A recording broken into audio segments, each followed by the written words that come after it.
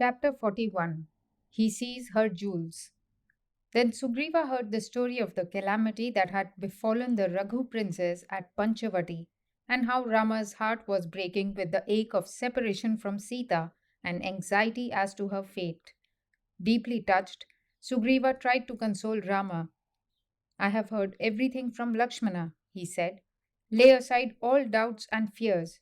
We shall surely discover Sita, wherever she may be concealed, and that soon. My companions and myself noticed a Rakshasa carrying a weeping lady and speeding fast across the sky. She was crying, O Rama, O Lakshmana.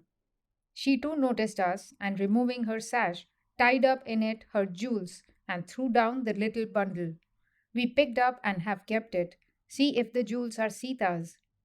On hearing this, Rama excitedly shouted, Fetch the bundle, fetch it. They brought it from the cave, and when Rama saw the sash, he was beside himself with grief. The little bundle brought before his eyes the suffering of Sita at the hands of the Rakshasa. He closed his eyes and told Lakshmana to untie the bundle and examine the jewels since he himself could not bear to look at them. Lakshmana did so.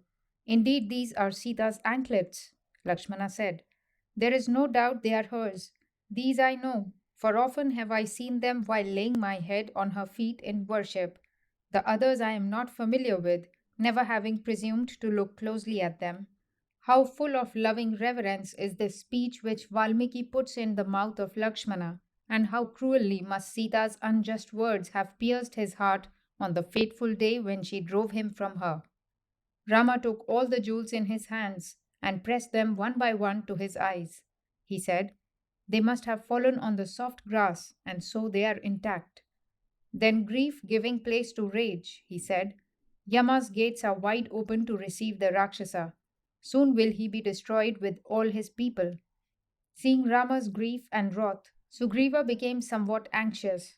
Though their mutual friendship and help had been pledged in the presence of the sacred fire, Sugriva was concerned over the question of priorities. Sugriva's heart went to Rama in his suffering. Indeed, he himself knew what it was to lose kingdom and wife. But then, first thing must come first. He must approach the subject guardedly and not seem to place his own affairs before Rama's. That might jeopardize their new-born friendship. But it was not purely selfish to say that he, as king of Kishkindha and lord of his tribe, would be a far more serviceable ally than he could be as a fugitive pretender. Besides, if he launched on the enterprise of reclaiming Sita when Vali was still king of the Vanaras, one could not guess what Vali's course may be. Oh no, there could be no doubt that the first move in the enterprise must be to secure the resources of the Vanara kingdom by killing Vali and placing himself on the throne. This alone would bring success to Rama as well as himself, but realizing Rama's state of mind, he resolved to act with circumspection. He said, I do not know the strength or the dwelling place of this wicked Rakshasa. We do not know where he has taken Sita and where he keeps her hidden. Still, I promise you solemnly, wherever Sita may be, I shall find her and her captor and find ways of destroying him and recovering her. You will kill the wicked Rakshasa and win glory.